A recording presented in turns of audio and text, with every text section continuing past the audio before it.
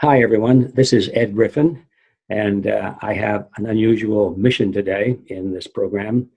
I want to introduce to you a fellow that, if you have not already heard about, you soon will. His name is Benny Wild, and he's a poet, he's an artist, he's an actor, he's a creator, a very creative person. I think he's done some pretty serious writing as well.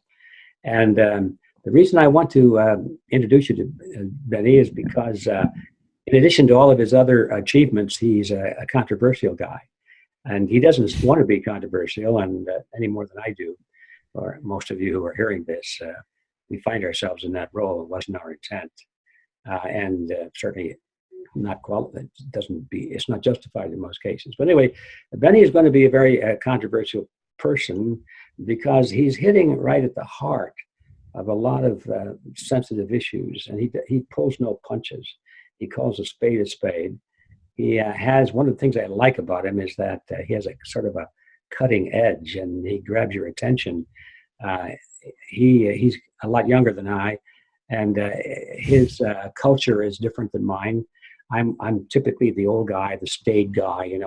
Make sure that everything is just fine. We don't use any offensive language or anything like that. We're always concerned about what people, how they're going to react. Benny comes out and says, "This is the way it is," and he uses words I have to look up in the dictionary sometimes. But that's the world in which we live. And as you know, everybody listening to this, everybody associated with Freedom Force, we have a rule, and that is that everybody is welcome into under our tent, because we're building a coalition. We're trying to build unity. Everyone is welcome. And we draw the line, however, not everyone. Everyone except those who are doing things or thinking things that are contrary to our mission. And our mission is best defined by the principles in the Creed of Freedom. And so most of you, I'm sure, have read the Creed, and these are very high principles, and we're very sincere about adhering to them. We don't insist that everybody hold those principles. We'd like to think that they would, but obviously, one of those principles is the absence of coercion. We don't believe in forcing people to do what we want them to do or what we think they should do. So we certainly don't want to force them to pretend to believe something they don't want to believe. But nevertheless, to be part of our movement and to be working with us, we want to know that people at least are not working against our principles. Otherwise, we're just shooting ourselves in the foot, because the reason we're here is to give legs to those principles, and we want to make them better known throughout the world.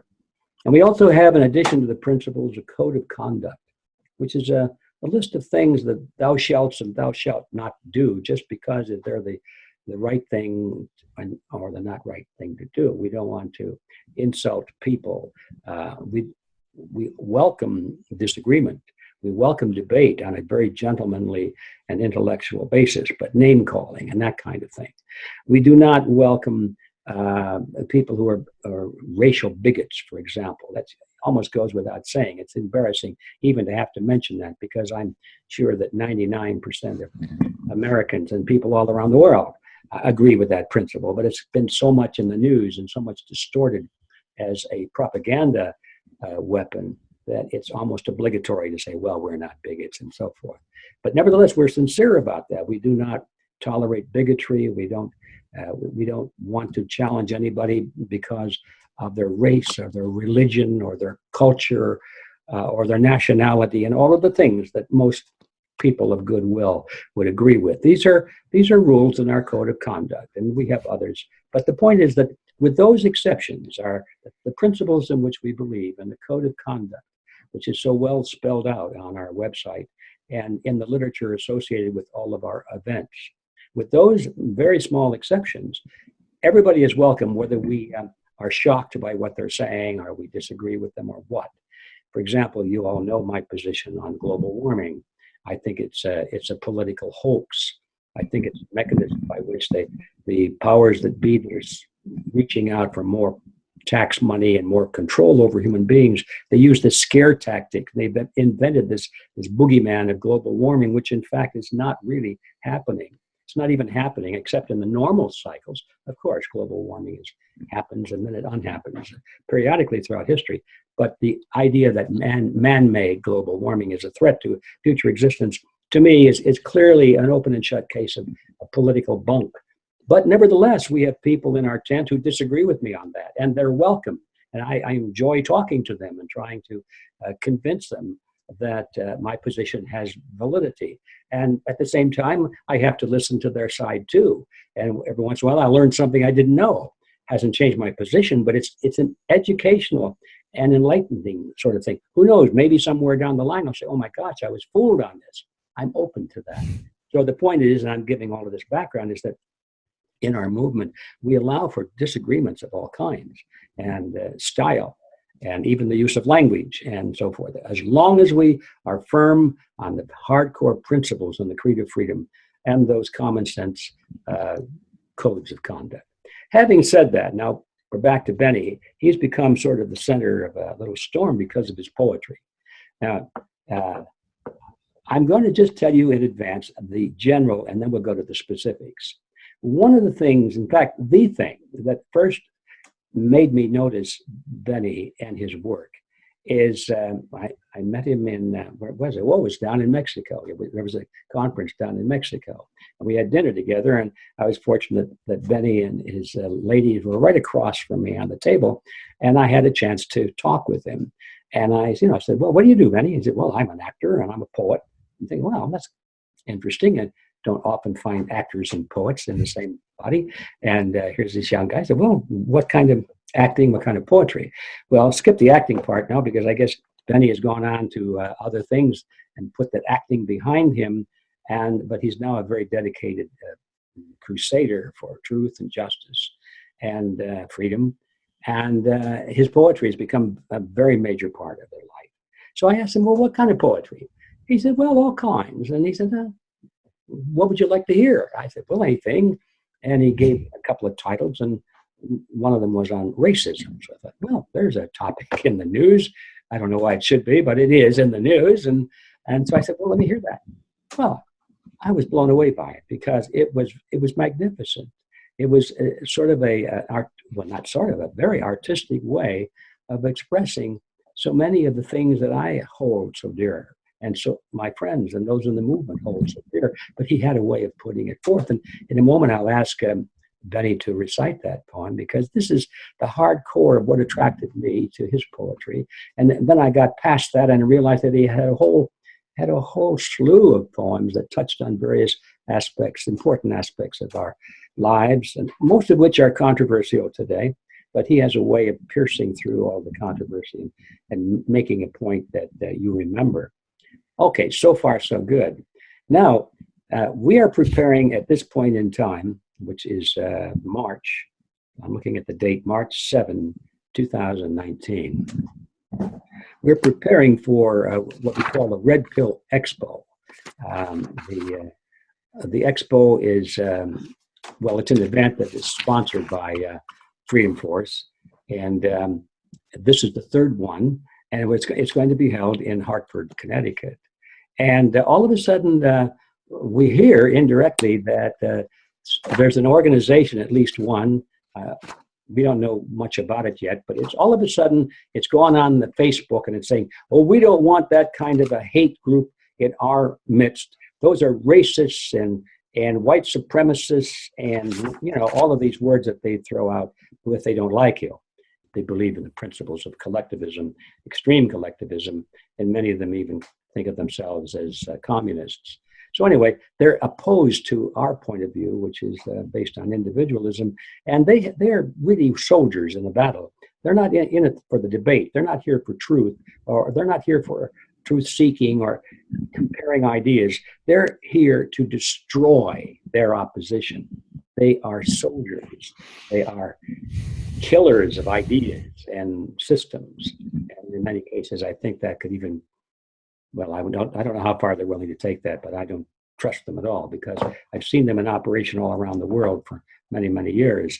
The point is that they're already beginning to put out propaganda against us. And they're saying we are racist and supremacists racial supremacists and white supremacists, which is silly because our members, as anybody who looks at our program can see, are loaded with people from all the races. We have different races represented in our membership, in our board of directors, on our speakers platform. And so I'm not going to dwell on that because it's nonsense. It just is pure garbage. But they use it effectively because the average person doesn't know. And so if it's picked up in the press and they say, oh my gosh, Freedom Force or Red Pill is a racist organization, we don't want them here, do we? So it's a very powerful tool that they have developed to squelch their opposition. And it works, unfortunately, because so many good people don't know about it. They don't realize that it's propaganda. They don't realize that there's a war, really a serious war going on here. And so my purpose here is to set the stage for the fact that Benny, back to Benny, is right in the middle of this right now, because some of these people have picked up some of his poems and they're using little sound bites out of them to scare off everybody from supporting what we're trying to do. And I just want to bring this to everyone's attention before it happens. I think it's probably going to start happening pretty soon. And I know I can say without fear of contradiction, it eventually will happen. And if it's not Benny, it'll be me or someone else on our program. They'll find some soundbite or some little statement they make, and they'll say, you see, these people are weird or crazy. I saw a recent article about me where they said, do you know this guy actually thinks that cancer can be cured from natural sources like seeds and food and stuff? This guy is so crazy. He's a threat to society because he's going to keep people away from that good old effective chemotherapy and radiation. So, and unfortunately, so many people don't understand the background on that statement. They don't understand that there is a lot of evidence that the cancer can be controlled by sources that come from nature, a lot more effectively than from a test tube. But that's another issue. So they will take issues like that from almost anyone in our movement and throw them out in the face of the uninformed public, who will say, oh my goodness, that's terrible, because they lack the information. I'm taking a long time to get to this, but we go back to Benny again. He seems to be probably the first one that they're going to target for that kind of a campaign. And so I thought, let's bring this to the front ourselves and let people see in advance what is going to happen and why. So with that, I'd like Benny to, hi Benny, by the way. I've taken all this time to talk. It's okay. Benny, would you mind just reciting it's my pleasure. That poem on racism? I would. I'd like to say something first, if that's okay. Yeah, I think sure. It's regarding everything you just said, I think it's ironic because I'm very careful with my words. As a poet, I choose every single word specifically to convey a meaning. So it's hard to hear that my words are being misconstrued, because the very words that they're trying to say I'm using in a negative way it's the opposite. I'm trying to show that words only have power if we give them power. And if they do end up using this soundbite that is being threatened, I list off a slew of inappropriate words, but just to show that they don't have any meaning. I'm not calling anybody anything or addressing anyone in a particular way or being condescending or rude. I'm just saying they're just words. It's the meaning you attach behind the word that gives it the power. It's a comment on censorship. So to be censored for commenting on censorship is a bit ironic. Very ironic, yeah. And again, like I said, if you approach anyone in a threatening manner, no matter what you say, it's going to be threatening. It's not the words themselves. I grew up with the principle, sticks and stones can break your bones, but words can never hurt you. And I feel like that has been totally taken away now. And that was a really important thing for me to understand as a kid.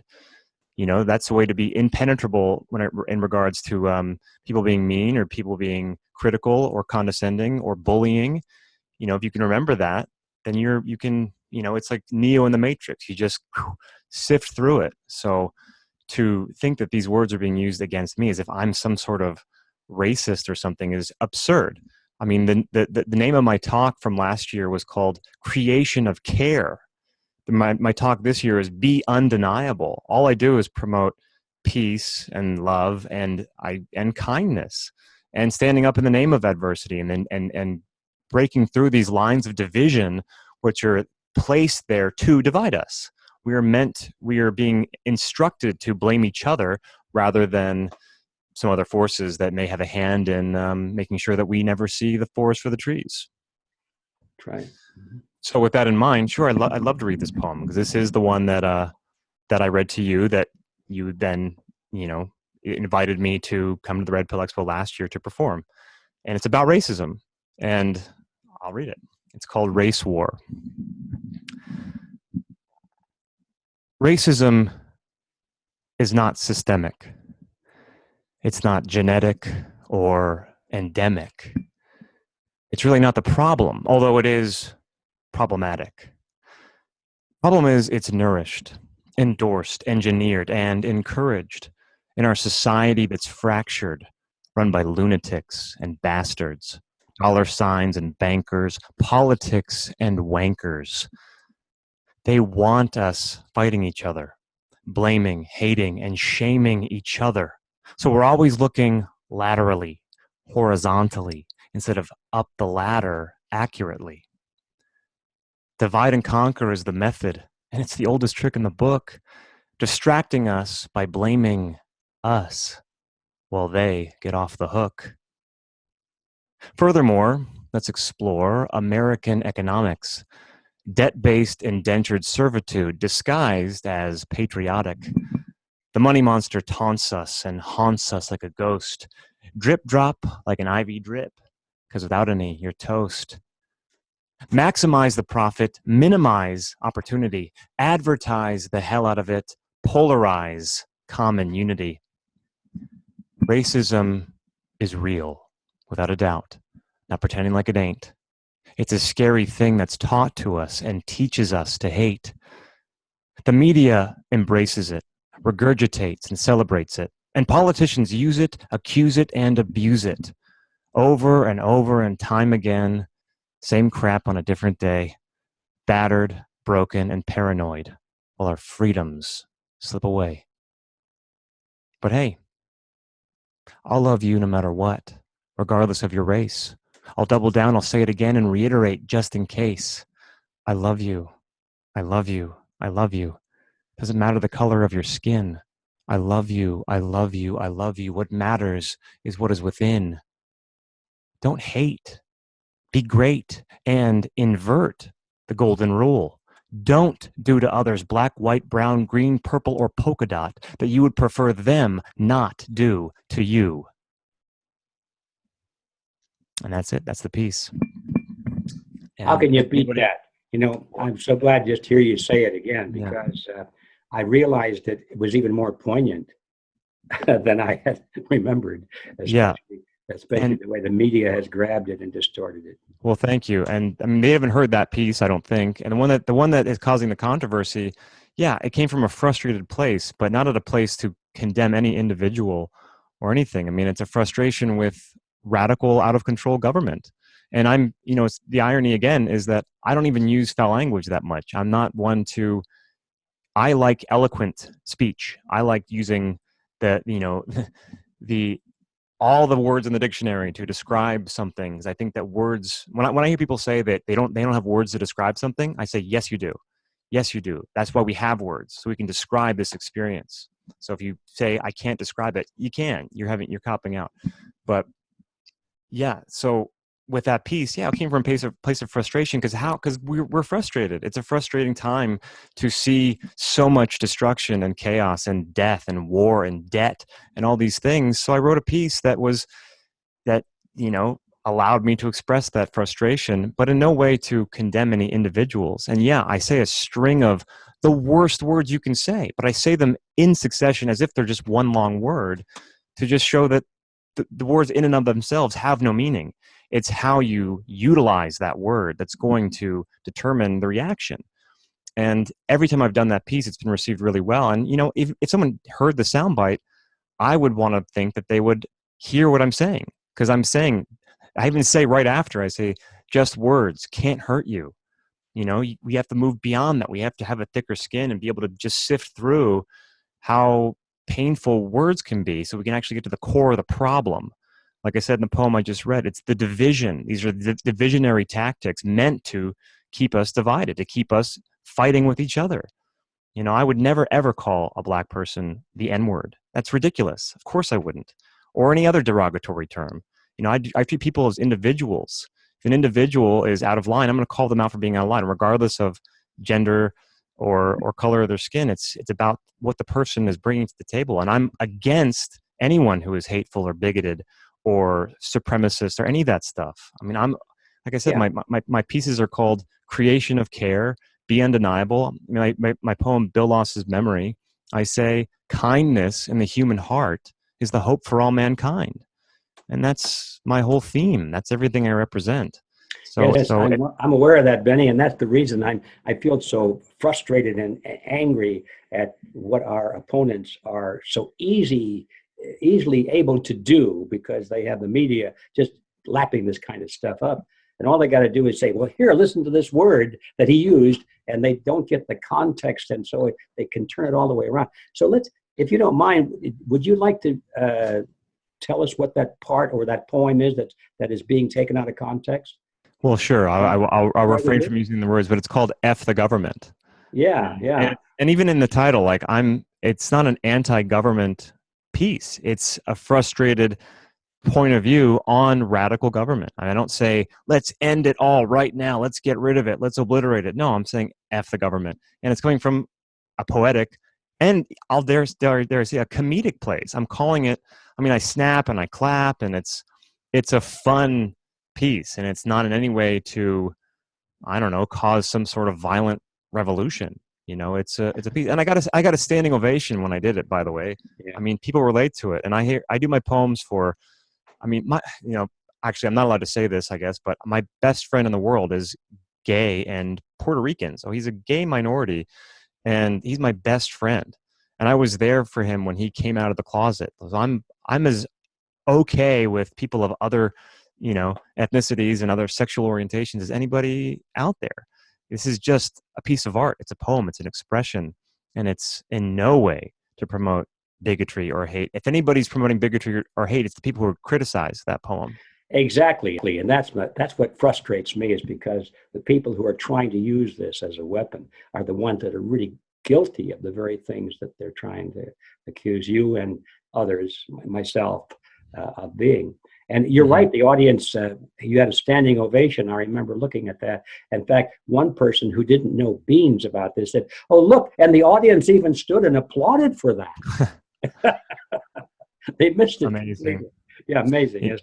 I get messages and I mean this, every single day, especially since I started doing the poetry, every day from someone reaching out to me, not just saying thank you, but writing me paragraphs of gratitude and appreciation, and telling me their story, and telling me things like, your work has helped me overcome suicidal tendencies, or saying, you know, your work made me laugh for the first time in years. You know, this is why I do what I do. I mean, there's really not much, you know, to be someone who goes against the grain, has the rewards of it are few and far between, but it's a compulsion because I know that I have to do it. And when I get messages like that from people, it's fuel to keep going. I know that I'm reaching someone. You know, it's everything I do is with love. Everything I say comes from the heart. And I'm in no, again, not to keep reiterating it, but I'm in no way trying to promote anything other than awareness and expanded thinking. Well, Benny, I'm so much aware of that myself. I would never have brought you into our inner sanctum, so to speak, if I had thought otherwise. And I've spent a lot of time with you. So if anybody's questioning whether you're telling the truth, if they have any confidence in my judgment, I'll say Benny is telling 110% the truth. Well, I'll bring up two more points. Last year, at last year's Red Pill Expo, there was a black preacher named Matthew Cummings there, and he came up to me after and gave me a hug and shook my hand, and he said, thank you. It's so good when someone uses their God-given talents to speak the truth. And this is a black preacher. I had Cynthia McKinney, who's a black congresswoman, on stage with me while I did that poem about racism. And she was, I could hear her the entire time I was performing going, mm-hmm, mm-hmm, yes, mm-hmm. She gets it. I mean, Well, I think everyone gets it if they yeah. just get the whole thing. And all we're concerned about really is our opponents who cherry pick little phrases and portions of what we're doing. And they throw that out, knowing full well that the average person doesn't get it and they can be easily fooled.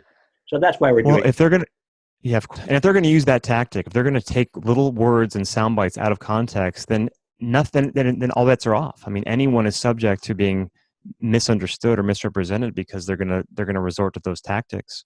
So anybody involved, especially in a conference that goes against the grain like Red Pill, anybody is subject to that sort of crucifixion if they, just in the very nature of telling the truth. There's going to be people who are going to want to keep you silent. So anybody's words can be taken out of context. If it's not this poem for me, they'll find something else. I mean, that's just the nature of what's happening, and that's really sad because the message of what I'm saying is all good, all empowering.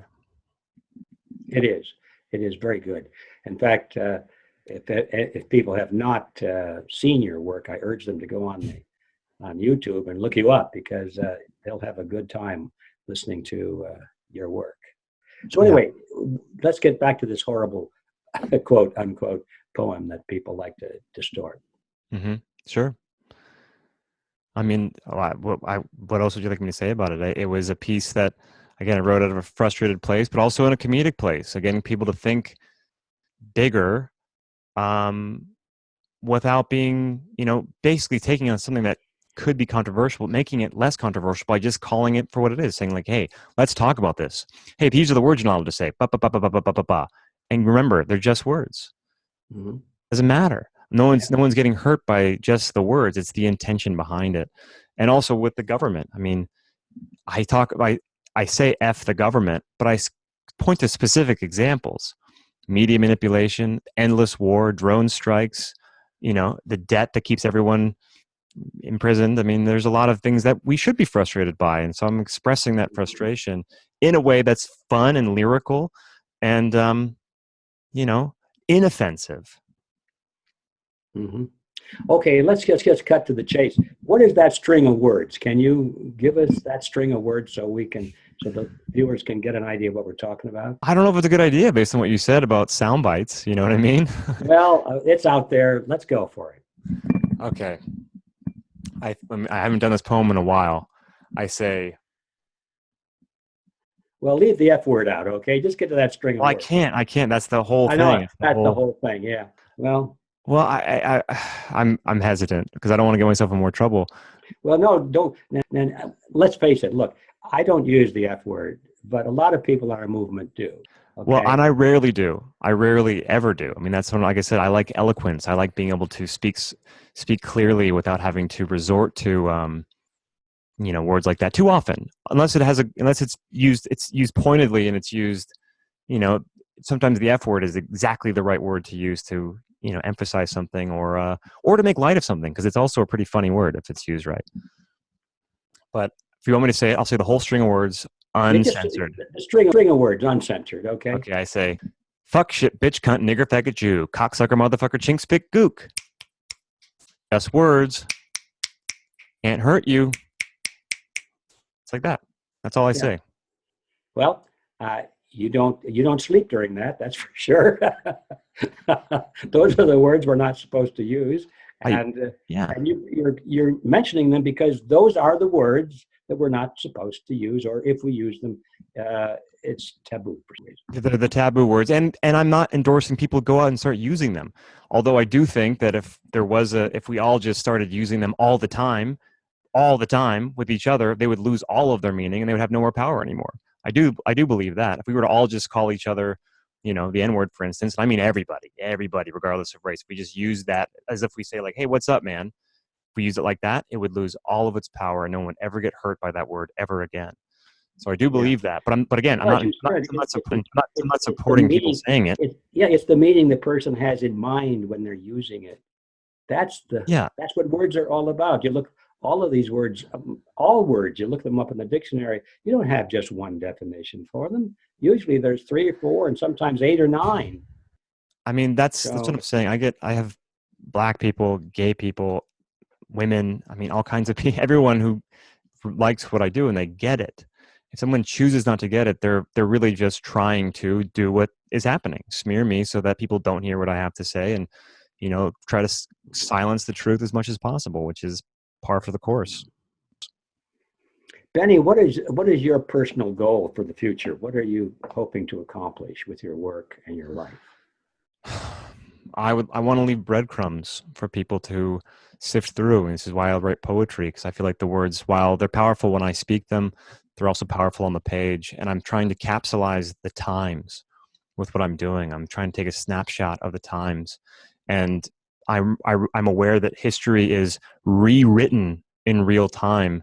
So if there's evidence for people to sort through, regardless of what happens in the future, people can find my work and say, wow, there was someone who was there who had a wholly different picture of what was going on, and I get it. This guy speaks to me. This guy was ahead of his time. This guy can help people. He's helping me. He's helping others. It's and also to use creativity. I think that I'm one of the few, I feel like, in this movement who really steps into the creative side of things, and I think that creativity is one of our greatest tools, and I utilize it. I use creativity. That people can say things really well, and they can do PowerPoint presentations really well, and they're experts in their particular field, and that's great. That's them. Me, I'm a performer. I've been performing since I was 7 years old. I mean, I've spent my life on stage. I have 2 degrees in performance arts. This is what I do, and so I utilize my skills in this way that's very pleasing to the ear and can inspire others to do the same.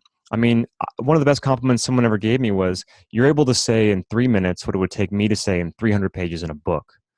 That's significant. I can distill it down to the essential aspects of the argument and do it in a way that's very lyrical and fun to hear, and convey a pretty powerful message in an inoffensive way. This is why this is all ironic to me. My whole thing is, taking away all of the offensiveness and the abrasiveness and making it very easy to digest, So it's, even though there's an F-bomb, it's rather PG what I do. Well, as I say, we have a big tent, and I have, how shall I say this? I have rounded my corners a little bit since I've gotten into this role of trying to create unity. I think I started off pretty square, and I still am. But as my friends say, gee, you rounded your corners a bit, didn't you? Yeah. I just want to emphasize that neither you nor I will ever yield on principle, and that's true. That's the thing. But I'm also on style, but not on principle. Yeah, and I'm always growing and evolving. And that was a piece that I wrote years ago, and I wouldn't write that same piece now. I mean, if nothing else, because of the what I say about government in there, I feel like my attitudes have shifted somewhat. Not that I'm a big government lover by any means, but that was where I was at in that moment 2.5 years ago, and now I'm in a different place. I mean, that's what came out then, and what would come out now would be different. In fact, it was the Red Pill Expo last year that really opened my eyes up to certain ideas that I hadn't thought about before, and also recognizing that there are a lot of good people trying to make changes within the government. I mean, that's not to be taken for granted. So it's a piece that does exist online, and it was representative of where I was at that moment. But I'm not just some rebel anarchist trying to take down the system like that. I respect people who are trying to make changes, regardless of whether they're in the system or outside the system. Anybody who's doing things with a moral, with integrity, with a strong moral compass, I'm on the side of. Benny, I'm totally on the same side. You were on the same side, and that's why I enjoy working with you. I think we've covered the topic, so unless you have a closing remark. Well, I just want to say, anybody who's skeptical or hesitant about me, I would encourage you to look at more of my work, especially the poetry. Watch my presentation from Anarchapulco last year called Creation of Care, or watch my poem called Bill Lost His Memory on my YouTube channel. Bill Lost His Memory. It's the one that's all about trying to identify the problems and finding the solutions. That says kindness is the ultimate solution. So yeah, Well, anything. okay.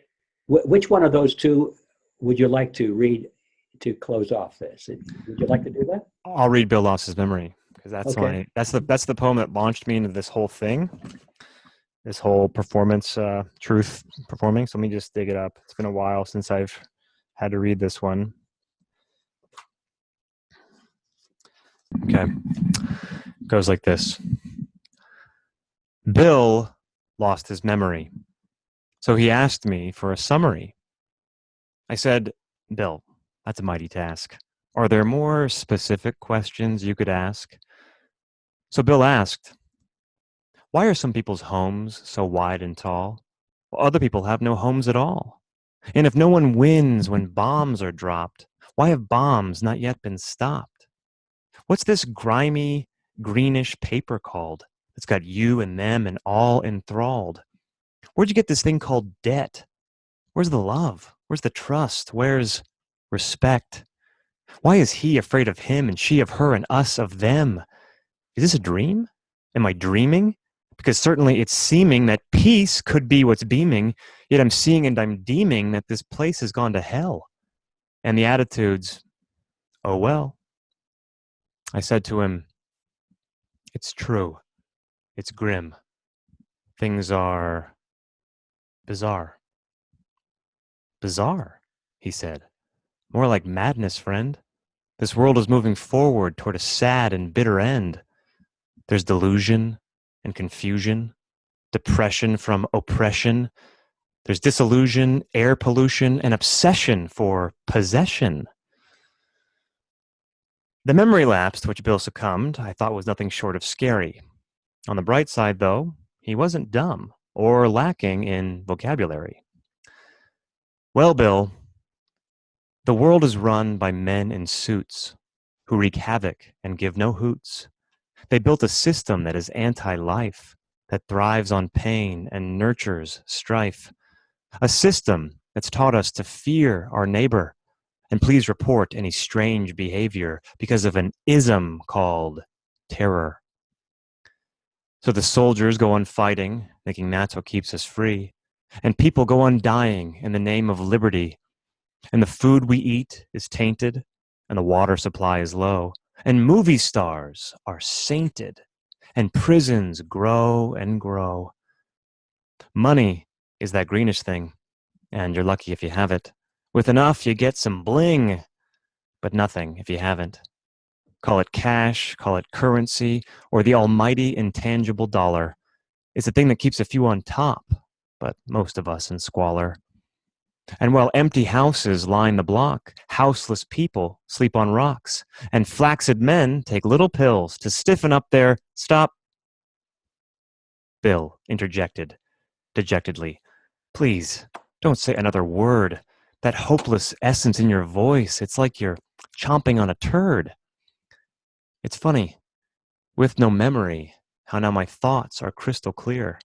Simply simplify the things we do, and the change we need appears. Instead of asking what you want from life, tap into life and its wants of you, because our wants indeed are limitless, but the wants of life are few. Grow, unfold, dare to be of service, create, be bold, align yourself with purpose, because change won't come from presidents. It won't appear on your TV or alert you on your cell phone. It comes only from you and me. Obviously. So smile and say hi to passers passing by, because the micro affects the macro like a ripple in a lake, and slow and steady the system fails as humanity awakes. Wow. Bill, it has been a pleasure chatting with you. I'm sorry if that sounded sarcastic. It's really just the way I talk. Your monologue was fantastic. Seriously, I'm enthusiastic. We are healthy cells inside a virus who are longing to mature. I am one and you're another, and together we're the cure. Yes, he said, and now we start. Clear the doubt within your mind. Kindness in the human heart is the hope for all mankind. That's my piece. That's quite a piece. Well, Thanks. yeah, Thanks for letting me read it. thank you very much, Will. And you're right. Many people have lost their memory, and that's Yeah. it. So thank you for that. And what more can I say? Congratulations. Uh, I'm solidly in support of everything you do. So let's see what the opposition can throw at us. Great. And I encourage anyone to reach out to me personally, and I'd happily discuss or talk, anything with anybody, because this is really important to me, and I don't want to be misunderstood or misrepresented. Okay. So anybody wants to contact Benny, what's a good contact address for you? You can find me on Facebook at Benny Wills, or you can look up, or my email address is bennywills83@gmail.com. BENNY, Benny Wills, WILLS 83@gmail.com. I'd love to hear from anybody to discuss things further. Benny, thank you. That does it very well. Thank you, Ed. And looking forward to working with you. All right. Goodbye. Me too. Bye, Ed.